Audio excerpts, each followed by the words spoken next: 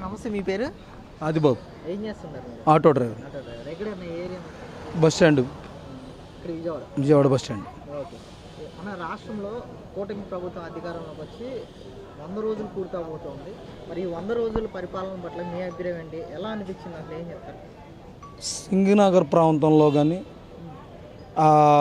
బుడమేరు పొంగిన ఏరియాలో కానీ ఈ 100 రోజులు కూటమి పరిపాలన ఎలా ఉందని ప్రజలందరూ కూడా ఆల్రెడీ చెప్పుకుంటున్నారు. అద్భుతంగా చేశారు. ప్రతి విషయాన్ని కూడా కూలంకుషంగా ప్రజలకు అందించారు.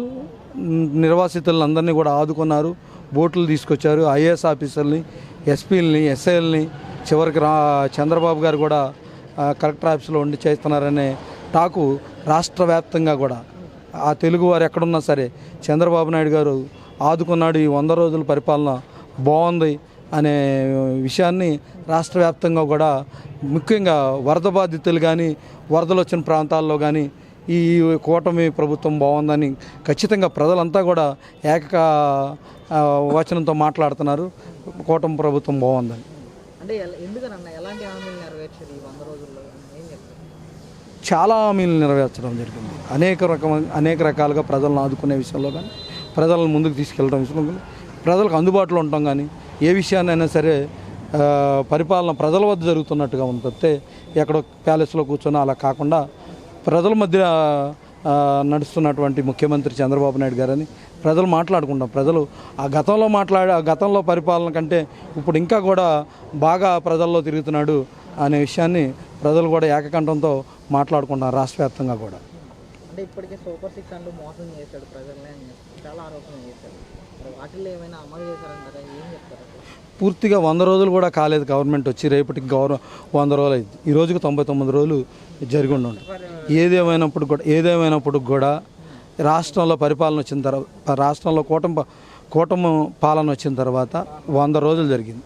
ఈ 100 రోజుల్లో కూడా జరగాల్సినవి అన్నీ కూడా నష్టపరిహారాలు ఇవ్వటానికి ఈరోజు క్యాబినెట్ సమావేశం జరుగుతుంది. ఆ క్యాబినెట్ సమావేశంలో నష్టం జరిగినటువంటి వాళ్ళందరికీ కూడా 10,000 రూపాయలు పాక్షికంగాను, పూర్తిగా మునిగిపోయిన వాళ్ళకి 25,000 ఇచ్చేలాగా, అలానే కాకుండా స్టోర్ బియ్యం కాకుండా స్టోర్లో వచ్చే నిత్యావసర సరుకులు, కూరగాయలు ఇవన్నీ కూడా ప్రజలందరికీ కూడా అందజేయడం జరిగింది. రాష్ట్రంలో కూటమి పాలన ఉంది, ఇంకా అమలు జరపలేదు, మోసం చేశారు అనే విషయాన్ని మాట్లాడడానికి ఇంకా టైం ఉంది.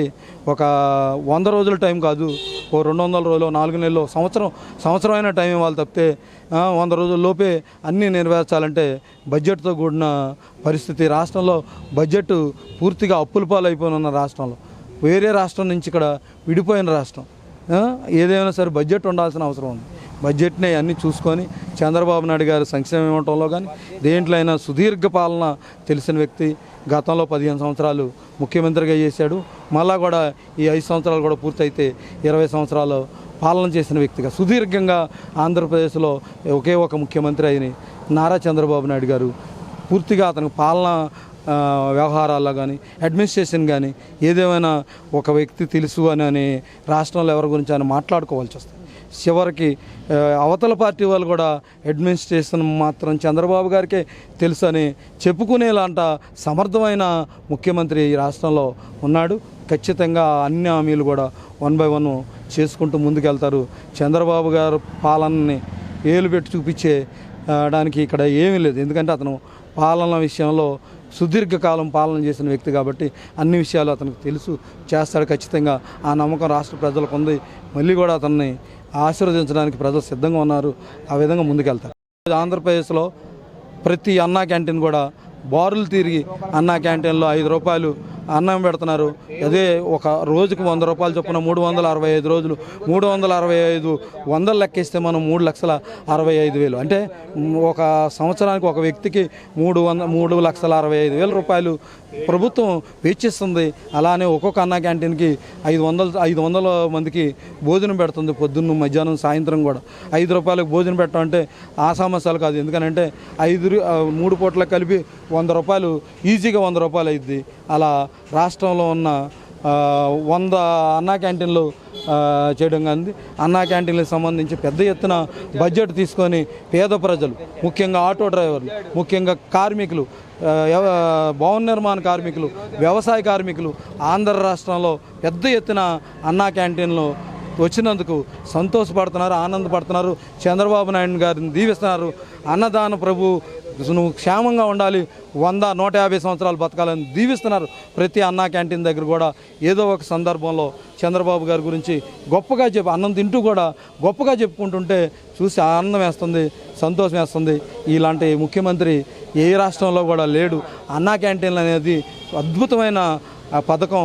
ఏ రాష్ట్రంలో లేనప్పుడు కూడా మన రాష్ట్రంలో అన్నా క్యాంటీన్ తీసుకొచ్చి రిక్షా కార్మికులకు కానీ, ఆటో కార్మికులకు కానీ, భవన నిర్మాణ కార్మికులకు కానీ, ఈ పేద ప్రజలకి అన్నా క్యాంటీన్ని ఆదుకుంటుంది.